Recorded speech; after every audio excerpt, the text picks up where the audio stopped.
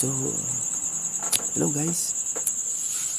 Good day. So, dito ngayon tayo sa ating bagong vlog na kung saan tuturo ko sa inyo kung paano gumawa ng calling card gamit ng calling card, yung QWAF ang brand ng ginagamit ko. So, makapal siya na papel compare sa mga kapamban lang.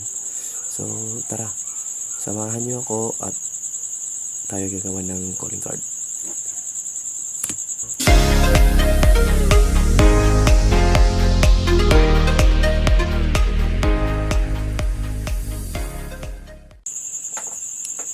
So, ito yung layout natin sa calling card. So, ito yung size na ginagawa ko. 3.46 by 2.193. So, ito may mga guide siya. Nilalagyan ko siya ng mga guide para sa part ng mga layoutan ko. Kasi, yung space na yan, ito yung basihan ko. Yan. Dun sa loob dyan, yan yung kailangan na makat lang. So, hindi ko nilalagpas para hindi siya makakat. Yan, kanyang paglagay ng ng mga guide. Kung paglagyan ng guide sa sa kabila dito. Yan, so yan, kita nyo. Yan. So, mas madali namang gawin to. Basta layout mo. Yung space dyan sa outer nya, yan yung space lang para pag ikakat natin, mas walang mapuputol ganun. So, yan, lalagay natin siya sa A4. Yan. Ito yung ready na print na nakalagay sa A4. So, kailangan print naman natin ngayon.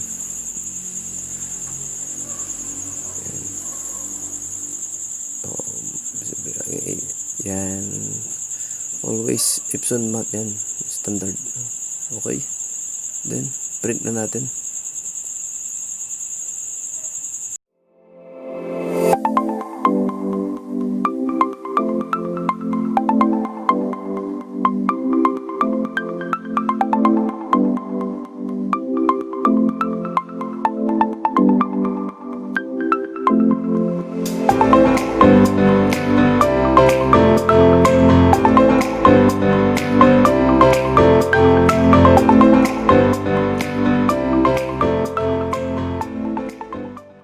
Ayan. So, ito yung gagawin naman natin.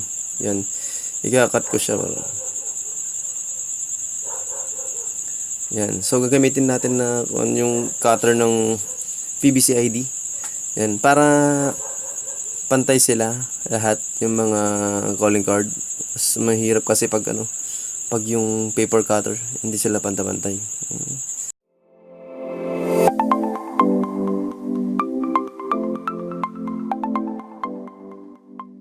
Yan. O yan yung mga sobra kanina. Yan. Yung mga sobra yan Kasi pag sinagad mo talaga yung print.